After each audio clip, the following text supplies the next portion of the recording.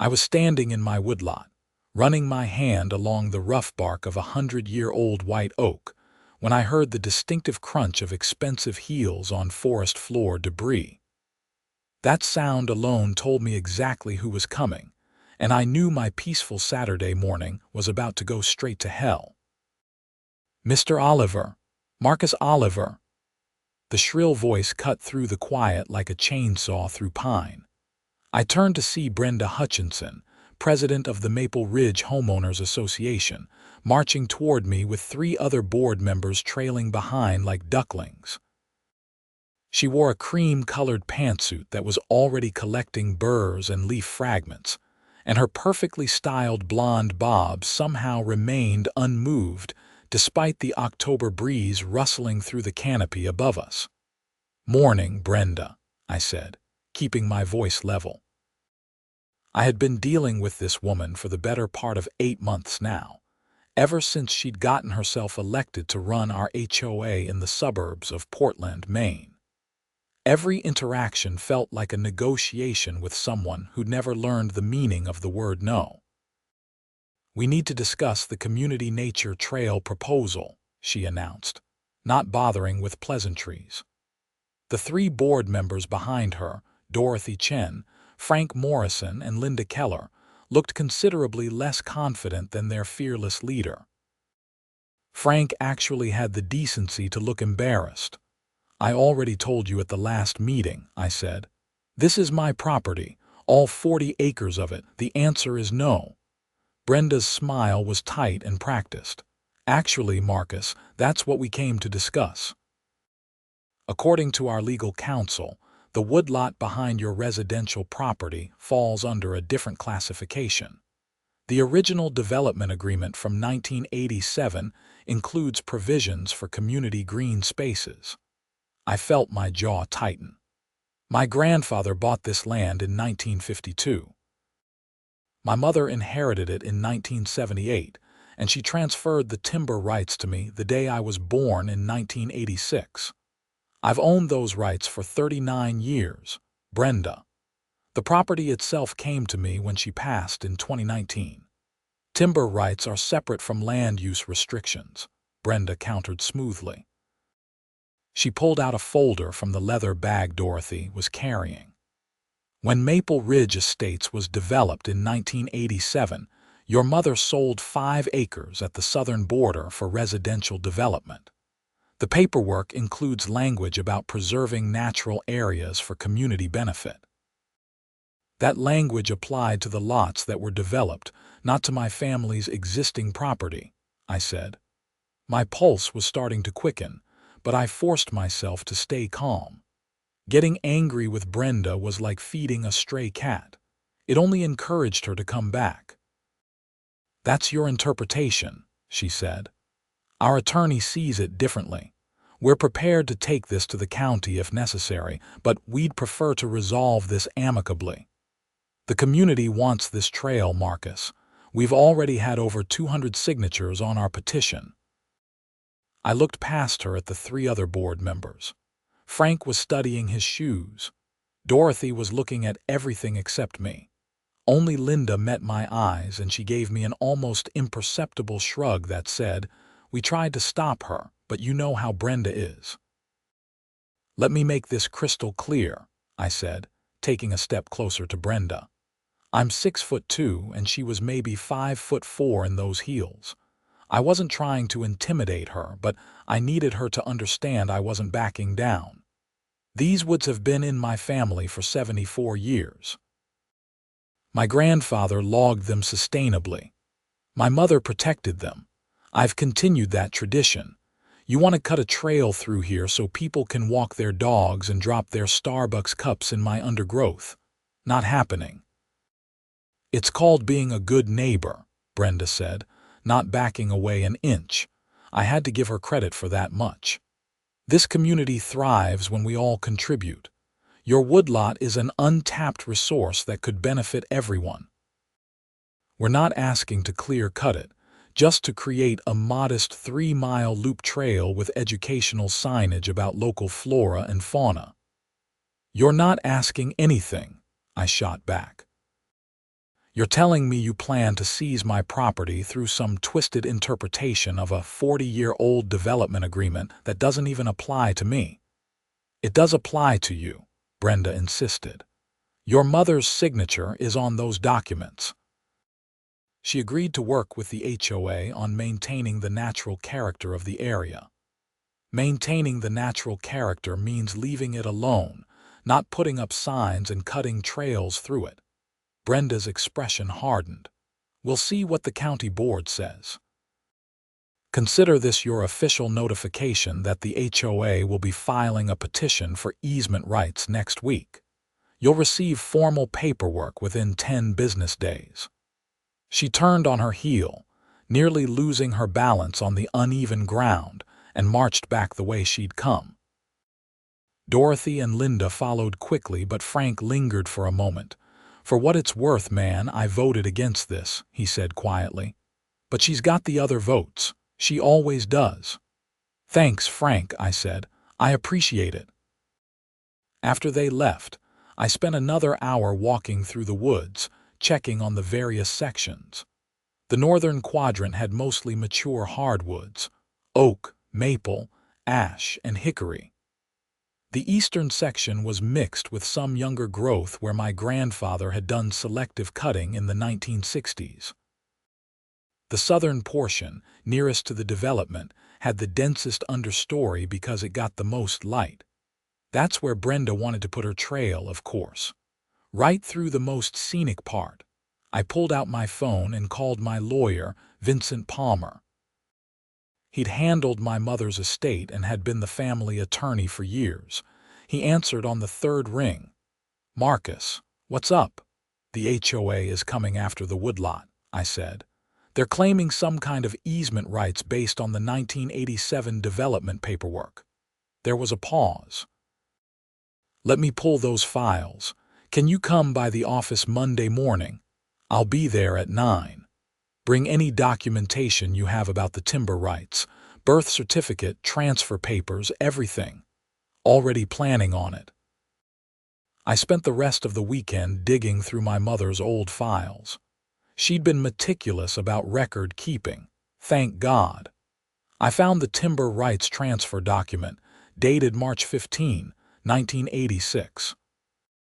My mother had transferred the timber rights to me effective the day I was born, with my father as trustee until I turned 18. It was an unusual arrangement, but perfectly legal. She'd done it for tax purposes, according to the notes I found, and to ensure the Woodlot stayed in the family even if something happened to her. I also found the original deed from when my grandfather purchased the property in 1952. All 40 acres, bought from a farmer named Harold Timmons for $4,000. The land had been logged pretty heavily in the 1920s and 1930s, but by the time Grandpa bought it, the forest was recovering nicely. He'd been smart about it, cutting select trees for timber every few years, but never taking so much that he damaged the overall health of the woods. The 1987 development agreement was trickier. My mother had sold 5 acres at the southern border to Maple Ridge Development Corporation for $35,000. The paperwork included several clauses about preserving natural character and working with the Homeowners Association on environmental matters. But it was all tied specifically to the 5-acre parcel that was developed, not to the remaining 35 acres my family retained. Monday morning, I arrived at Vincent's office at 8:50, carrying a banker's box full of documents. His office was in downtown Portland, in one of those converted Victorian houses that seemed to be the law office standard in Maine. His secretary, Helen, waved me back. Vincent was in his early 60s, with gray hair and the kind of face that inspired confidence. He'd been practicing law for 35 years, and he knew Maine property law inside and out. Let's see what we've got, he said, clearing space on his desk. I spread out the documents chronologically.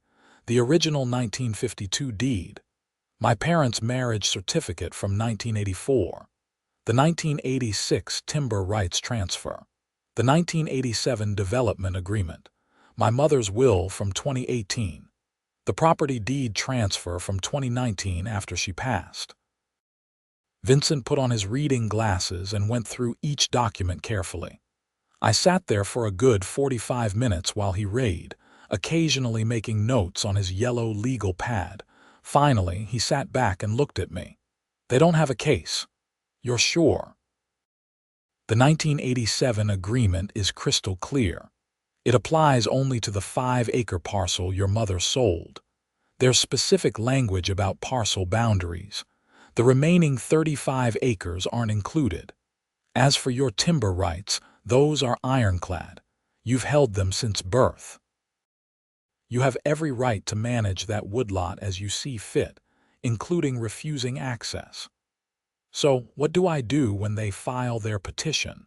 We respond with these documents and a motion to dismiss. Honestly, Marcus, I'm surprised their attorney is even going forward with this. Any competent property lawyer should see this isn't going anywhere. Brenda Hutchinson isn't known for listening to attorneys who tell her what she doesn't want to hear, I said. She went through 3 different lawyers last year over the community pool renovation. Vincent chuckled. I've heard stories. Look, let them file. We'll shut it down. In the meantime, I'd recommend you document everything. If anyone from the HOA comes onto your property, note the date and time. If they send you letters or emails, save them all. We might need them.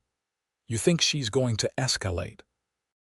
People like Brenda usually do when they don't get their way immediately. Better to be prepared. I left Vincent's office feeling better but not entirely relieved. Something about Brenda's confidence bothered me. She wasn't a stupid woman. Entitled and pushy, sure, but not stupid. She had to know the legal ground was shaky. The formal paperwork arrived Wednesday afternoon, delivered by certified mail.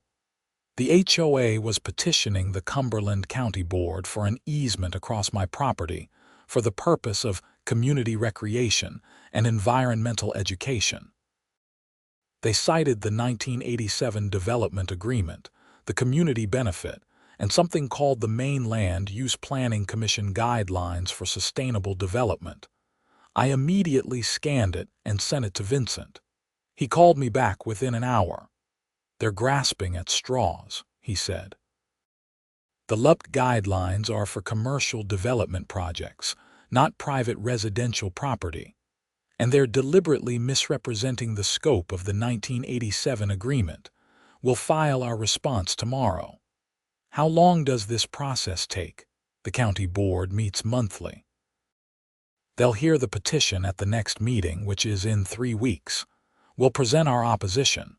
Unless there's something really unusual, they'll deny the petition. 3 weeks felt like an eternity, but there wasn't much I could do except wait. I went back to my regular routine. I worked my day job as an operations manager for a lumber mill just outside Portland. Ironic, maybe, that I spent my days dealing with timber while protecting my own woodlot from the saw, but the job paid well, and I understood the industry. The following Saturday, I was back in the woods, checking on a section where I'd noticed some signs of disease in a few ash trees. Emerald ash borer had been devastating ash populations across Maine for years, and I was vigilant about catching infections early. I heard voices before I saw anyone. Multiple voices, including children. I worked my way toward the sound and emerged onto what looked like a dozen people scattered through the southern section of my woods. They were walking around, taking pictures, and 2 kids were climbing on one of my mature oaks. "Hey," I called out. "This is private property." A woman I recognized from the neighborhood, Sharon something, looked over at me with annoyance. "We're just looking at the trail route." "There is no trail route. This is my land and you're trespassing." "Brenda sent an email saying the trail was approved," another voice said. I turned to see Bill Davidson, who lived 3 houses down from me in the development. She said we could come look at the proposed route. Brenda lied, I said flatly. Nothing's been approved. The county hasn't even heard the petition yet. I need everyone off my property right now. You can't keep us from using the woods, Sharon said. This is a community resource. It's private property, I repeated, pulling out my phone. You have 5 minutes to leave before I call the sheriff. Most of them started moving, grumbling, and giving me dirty looks. Sharon made a show of slowly gathering her things, making sure I knew she wasn't happy about it. The 2 kids climbing the tree were completely oblivious until their father called them down. As the last of them filtered back toward the development, I called Vincent again. They're sending people onto my property, I told him. Brenda told them the trail was approved. That's trespassing and potentially fraud if she's misrepresenting the legal status, Vincent said. Call the sheriff's non-emergency line and file a report. Create a paper trail. Then send Brenda a formal cease and desist letter. I'll draft it and email it to you within the hour. I filed the report with the Cumberland County Sheriff's Office. The deputy who took my information was sympathetic, but explained that, unless I wanted to press charges against specific individuals, there wasn't much they could do beyond increasing patrols in the area. The problem is proving damages, he explained. If they're just walking around, it's trespassing, but it's a civil matter. Now, if they vandalize something or you can show they're causing harm, that's different. What if the HOA president is the one directing them to trespass? Same issue, unfortunately. Unless you can prove she's orchestrating something criminal, it's civil. My advice: get some no trespassing signs up at all the entry points to your property. Make it crystal clear. Then if someone ignores them, we can take action. I spent Sunday putting up signs. I must have posted 20 of them around the perimeter of the 40 acres, bright yellow no trespassing signs with my name and phone number. I also installed a trail camera near the most obvious entrance from the development, hidden in the branches of a hemlock tree about 15 feet up. The cease and desist letter went out Monday via certified mail. Vincent had drafted it beautifully, laying out the legal facts and warning Brenda that any further misrepresentation of the property status or encouragement of trespassing would result in legal action. That Wednesday, I got a response. Not from Brenda, but from the HOA's attorney, a woman named Patricia Rowland. The letter was professional but firm, arguing that the HOA's position was legally sound and that my threats were unwelcome. She suggested mediation to resolve the dispute amicably. Mediation might not be a bad idea, Vincent said when I showed him the letter. It gives us a chance to see what they really want and maybe negotiate something reasonable. I don't want to negotiate, I said. The answer is no. I understand, but hear me out. If we go to mediation and they are unreasonable, it strengthens our position with the county board. It shows you tried to work with them in good faith. Sometimes you have to play the game, Marcus. I reluctantly agreed. The mediation was scheduled for the following Tuesday at the county courthouse in Portland. It was set for 2 in the afternoon, which meant I had to take a half-day off work. The mediation room was bland and bureaucratic, with gray walls and a long conference table. The mediator was a retired judge named Harold Winters, an older black man with a patient demeanor that probably served him well in these situations. Brenda showed up with Patricia Rowland and Dorothy Chen. I had Vincent. Judge Winters spent the first 15 minutes explaining the mediation process and emphasizing that nothing said in the room could be used in court later. Then he asked each side to present their position. Patricia went first, laying out the HOA's argument about community benefit and sustainable development. She was good, I had to admit. She made it sound reasonable, like I was being a selfish hermit hoarding a public resource. Then Vincent laid out our side. The property history, the timber rights, the clear limitations of the 1987 agreement. He was methodical and precise, and I watched Patricia's expression shift from confident to concerned as he spoke. "So let me understand," Judge Winters said when Vincent finished. "Mr. Oliver has held timber rights to this property since birth, and the property itself since 2019. The HOA is basing their claim on a 1987 development agreement that applied to a different parcel of land entirely. The agreement includes language about preserving the natural character of the entire area," Patricia said. "We believe that creates an obligation to allow community access for passive recreation. But the agreement specifically delineates parcel boundaries," Vincent countered. "And passive recreation isn't mentioned anywhere in the document." Judge Winters looked at Brenda. "Mrs. Hutchinson, what exactly is the HOA hoping to achieve here?" Brenda sat up straighter. "We want to create a nature trail that serves our community. Mr. Oliver has 40 acres of beautiful woodland that's going unused. Our residents want access to nature, and this is the perfect opportunity to provide that while preserving the environmental integrity of the space." "It's not unused," I said. "I manage that woodlot. I check on the health of the trees. I deal with disease and invasive species. I maintain the natural balance. And most importantly, it's mine. I have the right to decide who accesses it and how it's used." "What if the HOA offered compensation?" Judge Winters asked. "Not interested," I said immediately. "What if we could find a compromise?" he pressed. "Perhaps a limited trail on a small section with strict rules about usage." I looked at Vincent, who gave me a slight nod. He'd warned me this would come up. "The minute I allow access, I lose control," I said. "You open it to one trail and suddenly it's an expectation.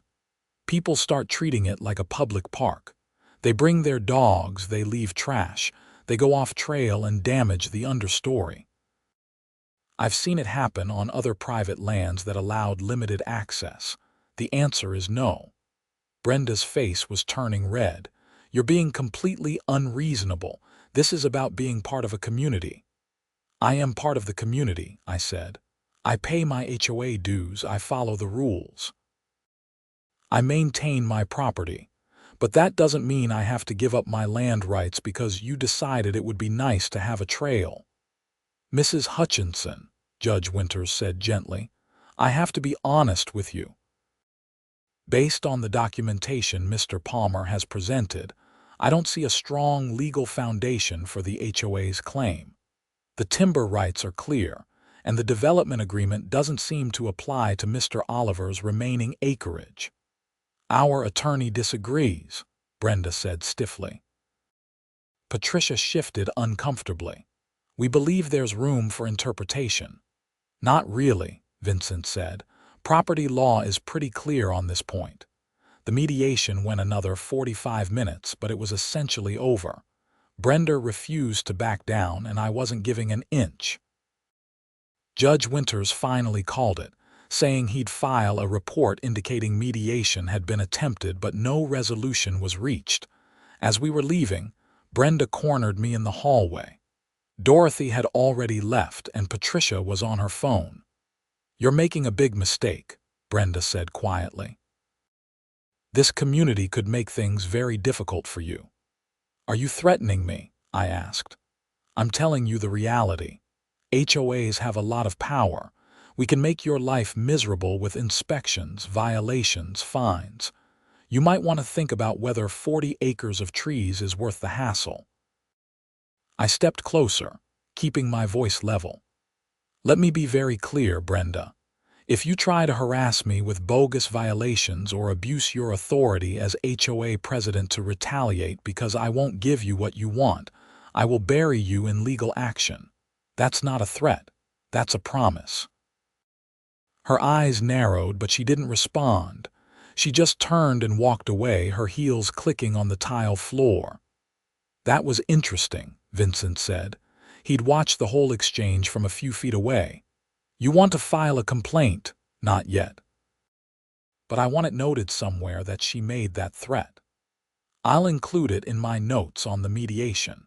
If she does follow through with retaliatory violations, we'll have documentation.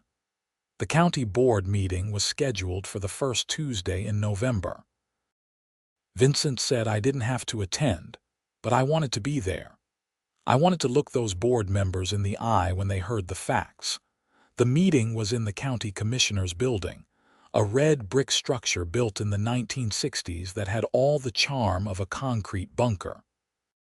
The main meeting room had rows of seats facing a raised platform where the 5 county commissioners sat. There were maybe 30 people in the audience, most of them HOA members. I recognized a lot of faces from the neighborhood. The petition was item 7 on the agenda, which meant sitting through an hour of other county business first. Budget discussions, zoning changes, a heated debate about snow removal routes. Finally, they got to us. Item 7, petition from Maple Ridge Homeowners Association for recreational easement. The chair, Commissioner Williams, read from the agenda. We have the petitioner's representative, Miss Patricia Rowland, and the property owner's representative, Mr. Vincent Palmer. Miss Rowland, you have 10 minutes to present your case. Patricia stood and approached the microphone. She had a polished presentation, complete with printouts she distributed to the commissioners. She made the same arguments about community benefit and sustainable development, adding in some statistics about how access to nature improved mental health and community cohesion. Then Vincent got his 10 minutes.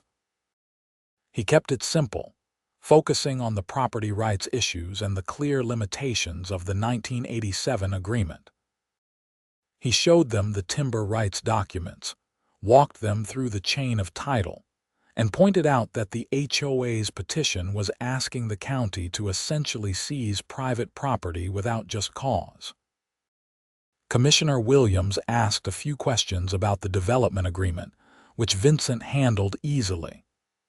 Commissioner Davis, a woman in her 50s, asked Patricia directly whether the HOA had considered other options for creating recreational space.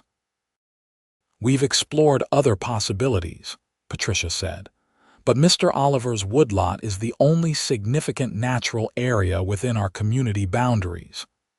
And Mr. Oliver has made it clear he doesn't consent to this use, Commissioner Davis asked. Yes, though we believe the original development agreement creates an obligation.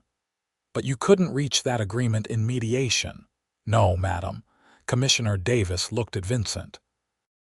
Mr. Palmer, in your professional opinion, does the 1987 development agreement create any obligation on Mr. Oliver's part to allow this access? No, Commissioner. The agreement is specific to the 5-acre parcel that was developed.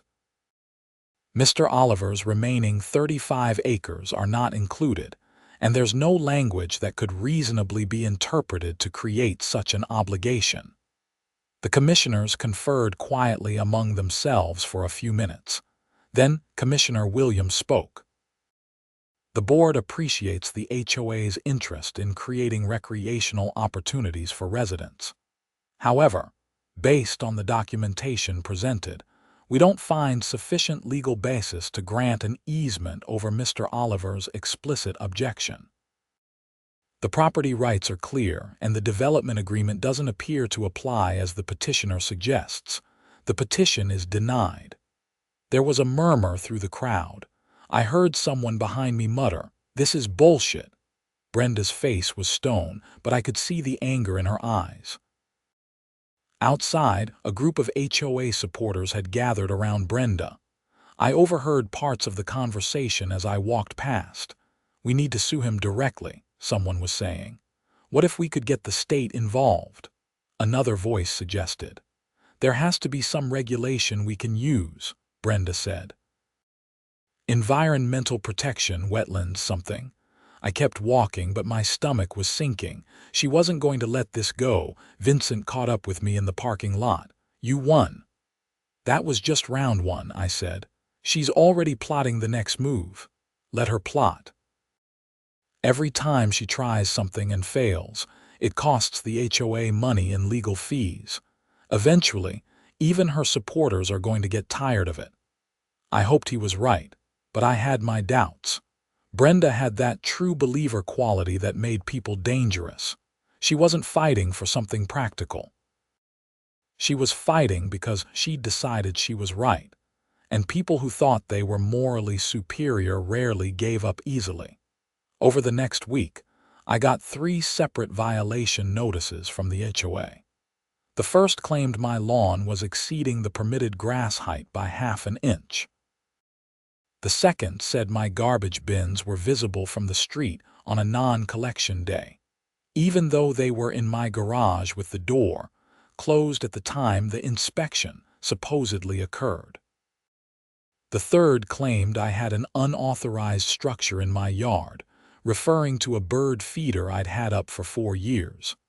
I documented everything, took time-stamped photos, and sent it all to Vincent.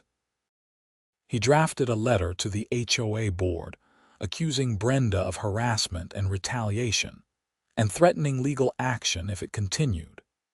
He also sent a copy to Patricia Rowland, the HOA's attorney, with a note suggesting she might want to advise her client about the legal risks of retaliatory conduct. The violations stopped after that, but Brenda found other ways to make her displeasure known. She posted on the neighborhood Facebook group about property owners who refused to contribute to community well-being. She never mentioned me by name, but everyone knew who she meant. The post got dozens of comments, most supporting her, some questioning whether the trail was really necessary. I didn't engage with social media. I'd learned years ago that online arguments never changed anyone's mind. Instead, I focused on my woods. I spent my free time that November doing maintenance work, clearing dead fall, marking trees that would need attention come spring. The work was meditative and satisfying in a way my office job never was. The trail camera I'd installed caught a few more trespassers, including 2 teenagers who spent 20 minutes smoking weed near the creek that ran through the eastern section of my property. I saved the footage, but didn't do anything with it. They weren't doing any harm, and I remembered being a teenager. Sometimes you just needed a quiet place to hide. But then the camera caught something more concerning. It was early December, a cold Sunday morning, when I checked the footage and saw Brenda herself walking through my woods with a man I didn't recognize.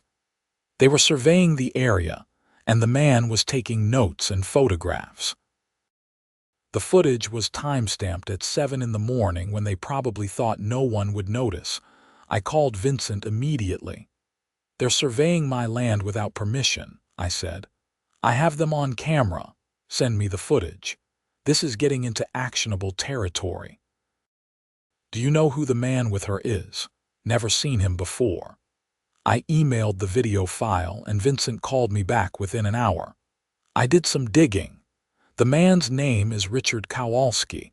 He's a civil engineer who does trail design and planning.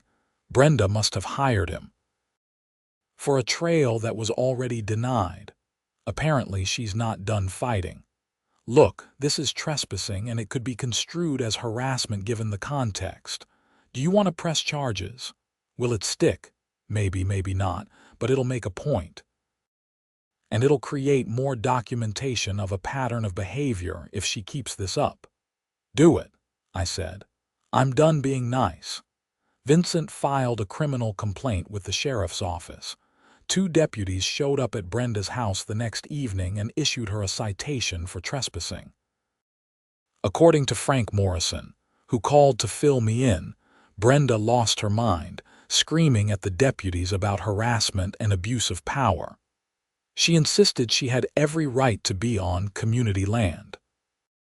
The deputies, to their credit, explained that the county board's decision was clear and the property was private.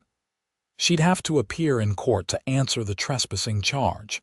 That's when things got really weird. 3 days after Brenda got the citation, I came home from work to find a notice on my door from the Maine Department of Environmental Protection. It informed me that a complaint had been filed regarding potential wetland violations on my property, and an inspector would be conducting a site visit within the next 2 weeks. I called Vincent, furious. They're weaponizing state agencies now. Who filed the complaint? It doesn't say. It just says concerned citizen. It was Brenda or someone she put up to it. This is harassment, Marcus, but we have to let the process play out. Let them do their inspection. If you're not violating any wetland protections, and I assume you're not, they'll close the complaint. And if Brenda just files another one, and another, how many times do I have to prove I'm not doing anything wrong? We document the pattern and we sue for harassment. I know it's frustrating, but we play by the rules and we build our case. The DEP inspector, a woman named Jennifer Wade, came out the following Tuesday. I took a personal day to be there for the inspection. She was professional and thorough, spending about 3 hours walking the property with me. We looked at the creek, the low-lying areas that got boggy in spring, and every section that might potentially fall under wetland protections. You've got some areas that would technically qualify, she explained as we stood near the creek, but you're not doing any development or disturbance. You're not filling or draining.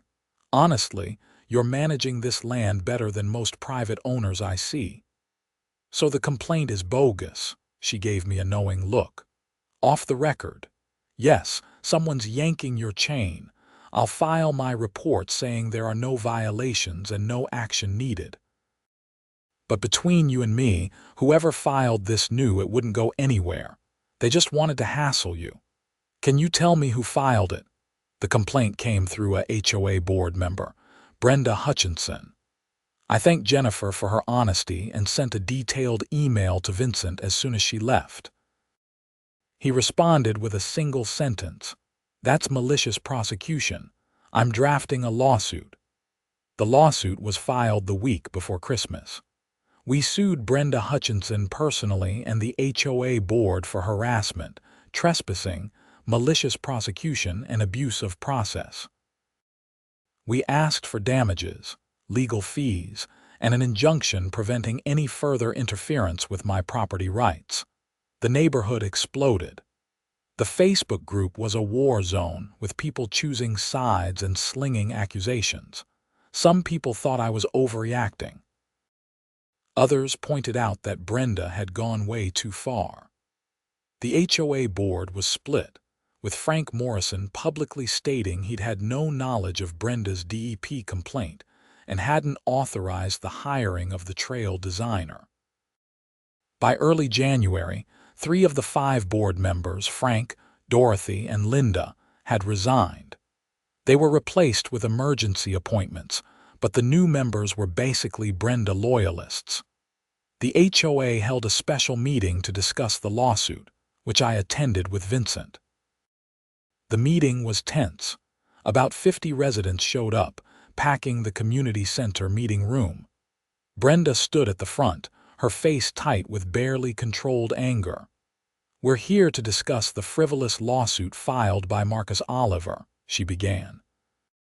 "This is a clear attempt to intimidate the board and prevent us from serving the community's interests." "The lawsuit is a response to months of harassment," Vincent said from his seat. He didn't stand, didn't raise his voice. "My client has been subjected to bogus violations, trespassing, false complaints to state agencies, and repeated attempts to seize his property rights. That's not serving the community. That's personal vendetta." "Mr. Oliver refuses to be a team player," Brenda shot back. "He's hoarding 40 acres that could benefit everyone." "It's his property," someone called out from the back. I turned to see Bill Davidson standing. Look, I wanted the trail too, it sounded nice, but the county said no. The law's the law. Why are we still fighting this? Because we have rights as a community, Brenda said. We don't have the right to take someone's property, Bill countered. And we definitely don't have the right to harass him when he says no. I'm starting to wonder how much HOA money we've wasted on legal fees for this crusade of yours. That opened the floodgates. Multiple residents started demanding an accounting of how much had been spent on attorneys, engineers, and filing fees. Patricia Rowland, who was present as HOA counsel, reluctantly provided a figure. $18,000 so far. The room erupted. $18,000 was a significant chunk of the HOA's annual budget. People were shouting questions, demanding to know why the board had authorized that much spending on a losing battle. Brenda tried to maintain control, but she'd lost the room. One by one, residents stood up and voiced their frustration. The trail was a nice idea, but not worth this cost. Not worth the division in the neighborhood. Not worth the legal exposure. Sharon, the woman who'd been so indignant about being kicked off my property months earlier, actually stood up and said, "I think we need new leadership. This has gotten out of control." The meeting devolved into chaos after that. Brenda tried to adjourn, but people kept talking. By the end of the night, a petition was circulating to call for new board elections. I left feeling oddly hollow. I'd won, effectively, but it didn't feel like a victory. My neighborhood was divided, friendships were strained. All because Brenda couldn't accept that she couldn't have everything she wanted. The trespassing charge went to court in late January.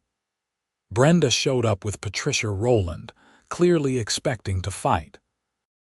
But the judge took one look at the evidence, the video footage, the trail of documented harassment, and the county board's denial of the easement, and ruled against her immediately. "Mrs. Hutchinson, you have no legal right to be on Mr. Oliver's property," the judge said sternly. "The fact that you were conducting surveys after being explicitly told the property was off-limits demonstrates a blatant disregard for both the law and Mr. Oliver's rights. I'm finding you guilty of criminal trespass. The fine is $500, and I'm issuing a restraining order. You are not to set foot on Mr. Oliver's property for any reason. Violation of that order will result in arrest. Do you understand?" Brenda nodded stiffly. She paid the fine and left without looking at me, but she still wasn't done. In early February, I got a call from a reporter at the Portland Press-Herald. Someone had sent them a tip that I was planning to clear-cut my woodlot and sell the timber, destroying a valuable wildlife habitat. "That's completely false," I told the reporter, a young woman named Emily Stroud. "I've managed that land sustainably for years. I have no plans to log it commercially." "Can you comment on the controversy with the HOA?" she asked. I gave her a brief summary, keeping it factual. "Vincent had coached me on talking to media. Stick to the facts, don't get emotional, don't attack anyone personally." "Would you allow me to come see the property?" Emily asked. "I'd like to do a fair piece, and that means seeing it for myself." I agreed, and she came out the following Saturday. I spent 2 hours walking her through the woods, explaining the management practices, showing her the healthy mix of age classes and species, pointing out areas where I dealt with invasive plants or diseased trees. She took notes and photos, asked intelligent questions, and seemed genuinely interested in the ecological aspects. When we finished, she thanked me and said the article would run in the next week's Sunday edition. The article was excellent. Emily had clearly done her research, interviewing forestry experts who confirmed that my management practices were sound. She included the HOA's perspective, quoting Brenda about community benefit, but she also detailed the legal battles and the $18,000 in legal fees. The headline was perfect. Property rights vs. community access. When does no mean no? The article shifted public opinion significantly. The comments section online was overwhelmingly supportive of my position. People from around Maine chimed in with their own stories of HOA overreach. A few environmental groups even reached out to commend me for sustainable management practices. Brenda, predictably, was furious. She posted a long rant on Facebook about media bias and personal attacks, but it just made her look worse. More residents began signing the petition for new board elections. The elections were held in mid-March. Brenda ran for re-election, but she lost badly. The new board president was a retired accountant named Michael Torres, who'd run on a platform of fiscal responsibility and respecting property rights. One of his first acts was to settle the lawsuit. Michael called me personally to discuss it. "Look, Marcus, I'm not going to pretend the old board didn't screw up. They did. Badly. We want to settle this fairly. What would it take?" Vincent and I had discussed this. Full legal fees, a public apology from the HOA acknowledging they overstepped, and a binding agreement that no future boards will pursue this trail or any other claim to my property. "Done," Michael said without hesitation. "I'll have our attorney draft the settlement papers." The settlement was finalized in April. The HOA paid $32,000 to cover my legal fees, which had grown as the case progressed. They issued a formal apology at the May HOA meeting, which I attended. And they signed a covenant that ran with the property, permanently barring any future claims to my woodlot. Brenda wasn't at that meeting. According to the neighborhood gossip, she and her husband were selling their house. They'd become pariahs in the community, and she couldn't handle it. Part of me felt bad about that. I'd never wanted to destroy anyone's life. But a bigger part of me remembered her threat in the courthouse hallway, remembered the months of harassment, and figured she'd made her own bed. As for me, life went back to normal. I still spent my weekends in the woods, maintaining the trails I'd created for my own use, checking on the health of my trees, enjoying the peace and quiet. The 40 acres that my grandfather had bought for $4,000 in 1952, that my mother had protected, that I'd inherited through timber rights granted at birth, remained mine. Untouched by development, unviolated by unauthorized trails, exactly as my family had intended. On a warm Saturday in June, I was walking through the northern section when I heard someone call my name. I turned to find Bill Davidson standing at the edge of my property line, careful not to step over. "Sorry to bother you," he said. "I just wanted to apologize." I was one of the people who signed that original petition for the trail. I thought it was a good idea. I didn't realize what Brenda was going to do with it. "It's okay," I said. "A nature trail does sound nice in theory. It just wasn't going to work in practice. Can I ask you something?" Bill said. "What made you so sure? Why couldn't you compromise even a little?" I thought about it for a moment. "You ever hear the saying about giving someone an inch and they take a mile?" He nodded. "That's true, but it's not the whole picture. The real issue is that once you establish a precedent, you can't take it back. If I'd agreed to a small trail and it got popular, and then people wanted to expand it or add amenities or increase access, how do I say no at that point? I've already established that the community can use my land. Drawing lines becomes impossible. The only clear line is the one I drew from the start. It's my property, and I decide how it's used." "That makes sense," Bill said. "I guess I just wish there'd been a way to make everyone happy." "Can't always make everyone happy," I said. "Sometimes the best you can do is be clear about your boundaries and stick to them." We talked for a few more minutes, and then Bill headed back to his house. I continued my walk, thinking about boundaries and property rights and the American tradition of land ownership that went back centuries. My grandfather had understood it when he bought these 40 acres. My mother had understood it when she passed the timber rights to me as an infant. And I understood it now, standing among trees that would outlive me, protecting something bigger than myself. The woods were quiet except for birdsong and the rustle of leaves in the wind.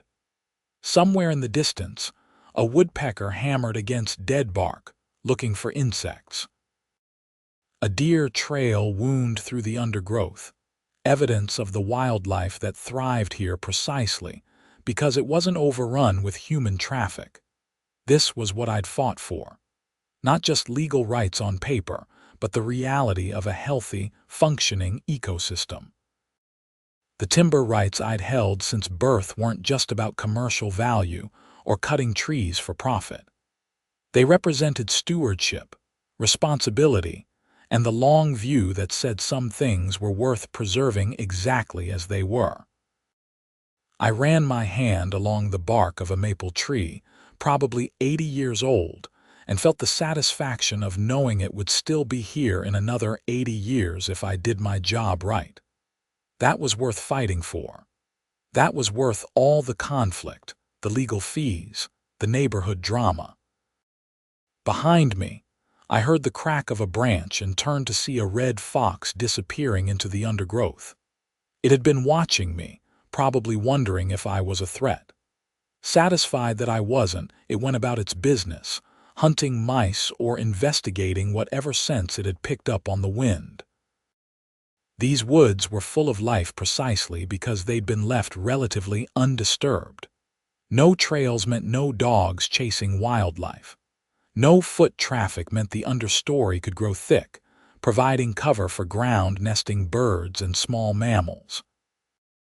No people meant no trash, no noise pollution, no disturbance to the natural rhythms of the forest. A trail would have changed all that. It would have started small, sure, but trails never stay small. They expand. They erode. They fragment habitat. And once you put them in, taking them out is nearly impossible. The environmental damage would have been permanent. Brenda and her supporters had framed this as a selfish man hoarding resources, but they'd missed the bigger picture. True conservation sometimes means keeping people out. It means recognizing that not every space needs to be accessible, that wilderness has value precisely because it remains wild. My phone buzzed with a text from Vincent. "Congratulations on the settlement. Drinks sometime to celebrate," I texted back. "Absolutely. Let me know when." As I made my way back toward my house, I thought about how close I'd come to losing this battle. If my mother hadn't been so meticulous with her records, if I hadn't had those timber rights clearly documented, if Vincent hadn't been such a skilled attorney, things might have gone very differently. The county board could have ruled another way. The HOA could have found a sympathetic judge. Legal battles are never guaranteed, no matter how strong your case. But I'd had something else on my side. I'd been right. Not just legally, but morally. Property rights matter. They're one of the foundational principles of American law, going back to the Constitution itself.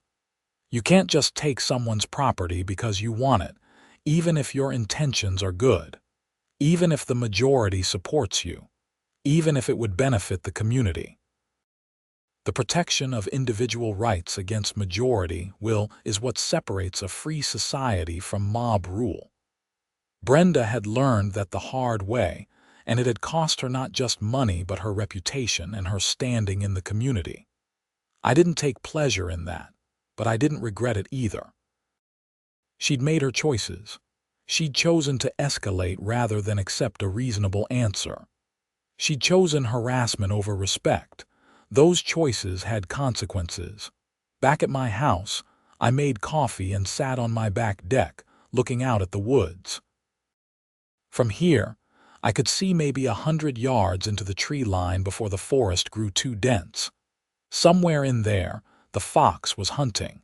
The deer were bedding down for the afternoon. Birds were building nests in preparation for spring. Life was continuing its ancient patterns, undisturbed by human conflict. My grandfather used to say that land ownership wasn't really ownership at all. You couldn't own the land, he'd say. You were just a temporary custodian, holding it in trust for future generations. Your job was to leave it better than you found it, or at least no worse. By that measure, I was doing okay. The forest was healthy, maybe healthier than it had been in my grandfather's time. I'd dealt with invasive species he never faced. I'd managed diseases that weren't problems in his era. I'd adapted to changing conditions while holding true to the core principle. These woods were worth protecting. The timber rights I held weren't just a legal technicality. They represented my family's commitment to that protection. My mother could have sold the land for development. She could have logged it heavily for quick cash. Instead, she'd set it up so that I would inherit the responsibility of stewardship along with the rights. That's what Brenda and the HOA had never understood. This wasn't about 40 acres of unused woodland. It was about family legacy, environmental stewardship, and the principle that some things shouldn't be commodified or made publicly accessible just because it would be convenient. Over the next few months, the neighborhood slowly returned to normal. The Facebook group fights died down. People stopped choosing sides.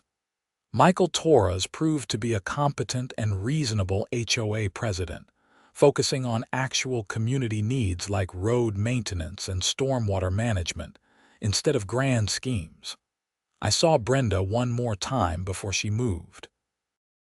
I was getting my mail at the cluster box and she pulled up in her Mercedes. We made eye contact for a moment, and I saw something in her expression that might have been regret, or maybe just exhaustion. "I thought I was doing the right thing," she said quietly. "I know," I replied. "But you weren't." She nodded slowly, then drove away.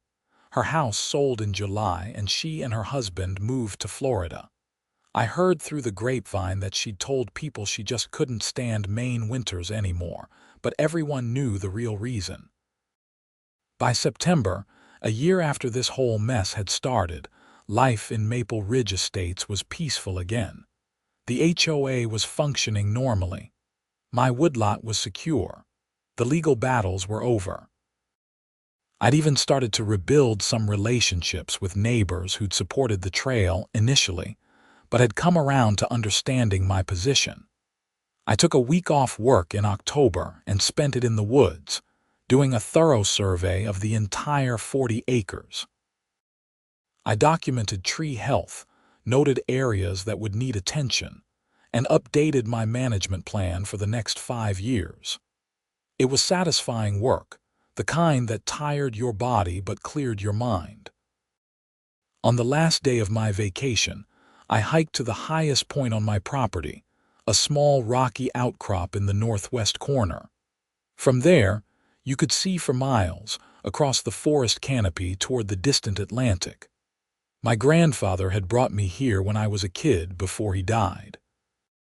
He told me stories about logging in the old days, about how the forest had been stripped bare and then grown back. "Trees are patient," he'd said.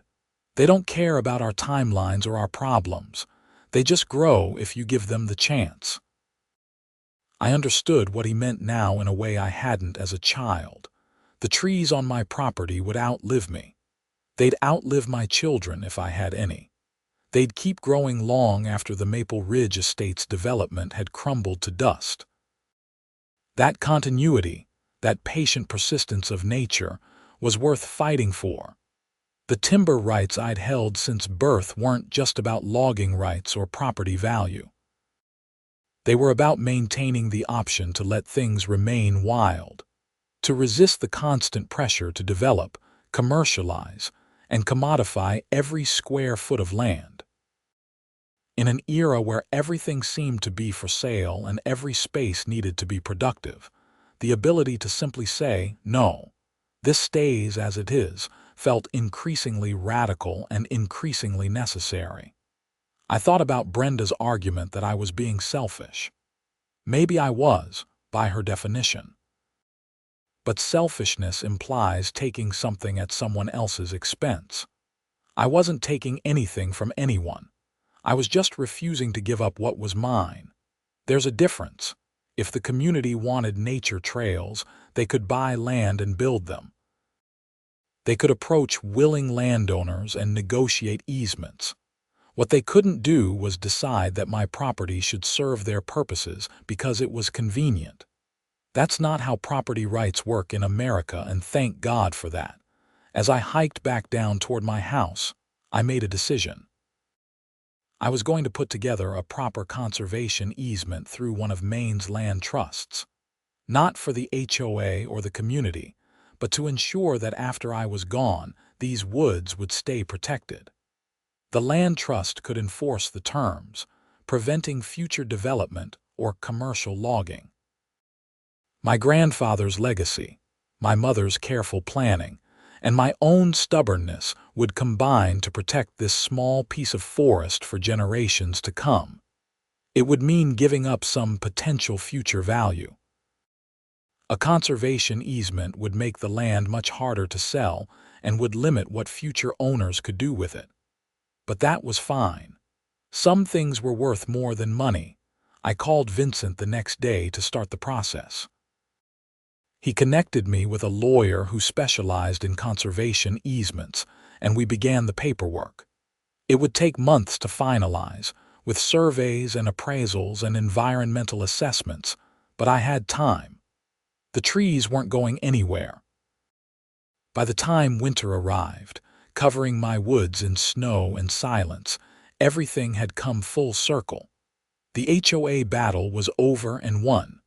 The neighborhood had moved on. My property was secure, and I'd ensured it would stay that way long after I was gone. I stood at the edge of the tree line one cold December morning, watching chickadees flit through the snow-covered branches. The timber rights I'd held since birth, that I'd fought so hard to defend, were no longer just rights. They were responsibility, legacy, and purpose all rolled into one. Brenda Hutchinson had tried to seize my woodlot for a nature trail, thinking she could override my property rights with good intentions and community pressure. But I'd shown her the timber rights I'd held since birth, and I'd shown her that some lines cannot and should not be crossed. Property rights matter. Individual rights matter.